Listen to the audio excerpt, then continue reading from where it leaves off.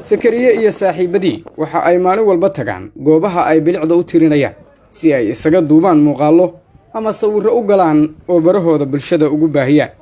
taas ayaa door ka ciyaaraysa isbeddelka ku yimid nashqadaynta goobaha lagu qaxweeyo ama laga cuno cunooyinka fudud. tiktokers baan nahay, tiktok aad u isticmaala anigu ka Sakariye ahaan ka Saki ahaan aniga iyo tiimkaygu waxa aan jeclahay in aan maanta meesha aan wax ku soo duubnay inaan meel kala tagno oo barnaamij qurux badan aan soo duubno.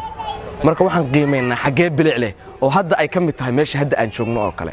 waxaan se u nimi anagu shaaciyo cunteena cuno ma iimaane inaan sawir tayo leh sawir commentiga iyo love iyo intuu bataan oo caan ka noqonaan u nimi. waa sawirku inuu noqdo mid caanad xagee la soo baafinayo meesha lagu soo maasha Allah.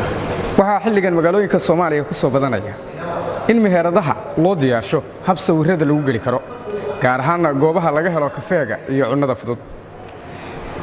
meheradan oo ku taal magaalada Boosaaso waxaa maamulkeedu uu ka fakiray ka hor inta aanba meherada la diyaarin siday u ekaan doonto. ka hor intaan meherada furin waxaan ka fikirnay qaabka ay noqon doonto. baahida koobaad oo aan arki doono inay tahay inaan noo imaanayso dhalinyaro u baahan inay helaan goobo qurux badan oo sawirro ay ku galaan.